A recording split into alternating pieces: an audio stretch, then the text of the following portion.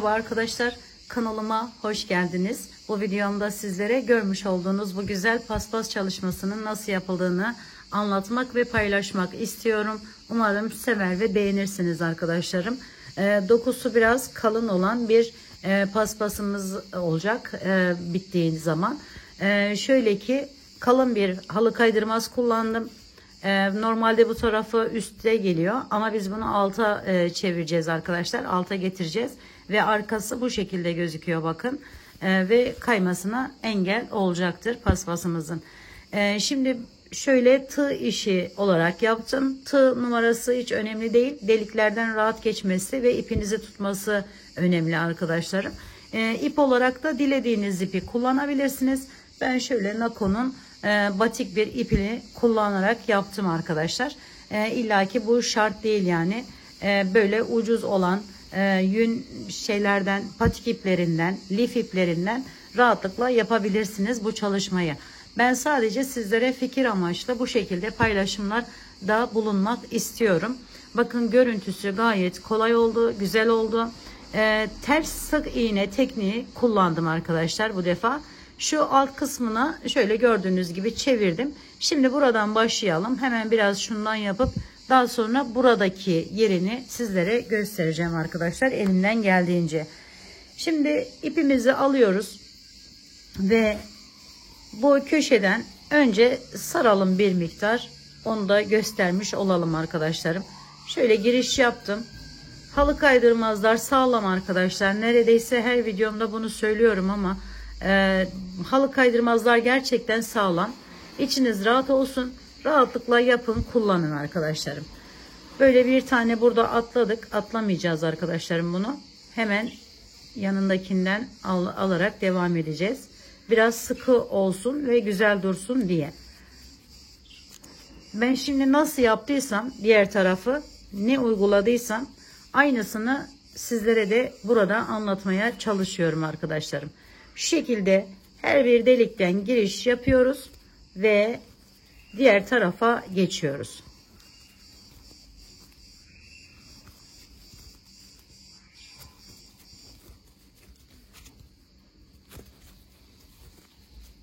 Evet arkadaşlarım, burası gayet kolay. Şimdi ben size diğer taraftan ikinci sırayı nasıl yapacağımızı göstermek istiyorum. Evet, bunu buraya kadar bu şekilde devam edeceğiz arkadaşlar. Şimdi o anlaşılmıştır diye ümit ediyorum ve buradan başlıyorum yapmaya. Şimdi burası olarak düşünün. İlk başlangıç yerimiz, yani burayı düz düşünün arkadaşlar. Yani şöyle düşünün. Hemen başlayalım. Köşeye geliyoruz zaten. Bu köşede aldım üzerine ve yukarıya bakın şöyle arkasından giriş yaptım bir tanesine ve bu şekilde bağlıyorum. Önce bunu yaptım. Sonra bu şekilde tutuyorum. Bakın şöyle tuttum. Ve şurada şöyle tutalım arkadaşlar, daha rahat olacak.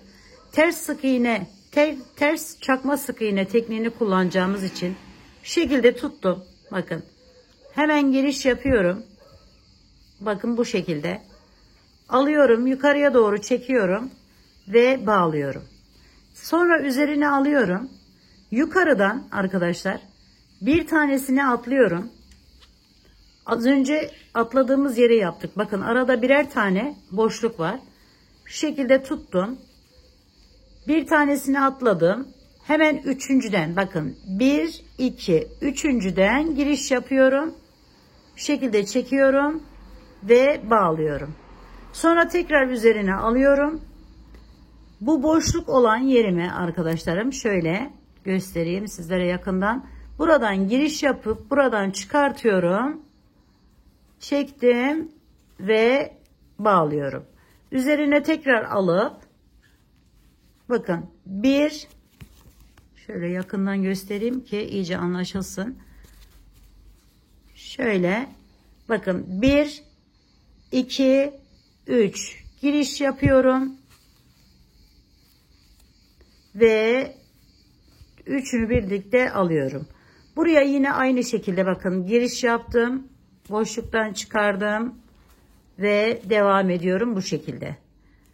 1, 2, üçüncüden arkadaşlar giriş yapıyorum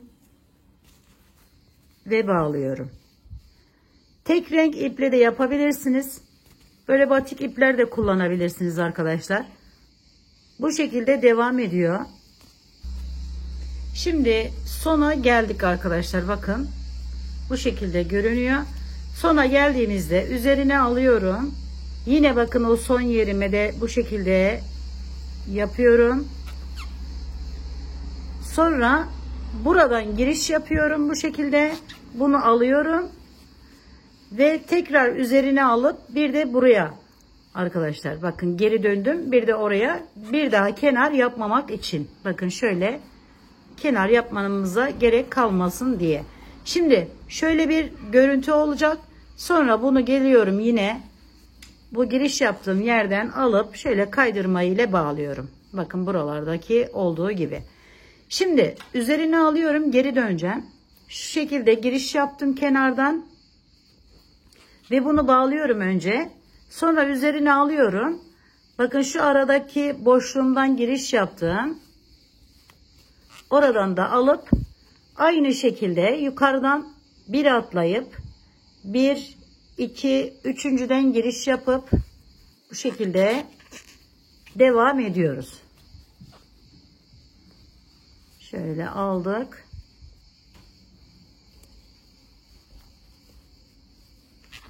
Terse gidişi de bu şekilde arkadaşlar. Geri dönüş şekli bu şekilde yapılıyor. Bakın aldım. Tekrar üzerine alıyorum. Ve çıkartıp bu şekilde devam ediyorum. Ve böyle bir görüntü ortaya çıkıyor. Yani biri bu tarafa geliyor, bir de bu tarafa gidişi böyle güzel bir görüntü olmuş oluyor arkadaşlarım. Evet arkadaşlarım, bugünlük de kanalımdan bu kadar. Bu videomda da sizlere görmüş olduğunuz bu güzel paspasın nasıl yapıldığını anlatmak istedim. Umarım sevmiş ve beğenmişsinizdir. Yapacak olanlara şimdiden kolaylıklar diliyorum. Bir dahaki videomda görüşmek üzere. Hoşça kalın, sağlıkla kalın. Allah'a emanet olun arkadaşlarım.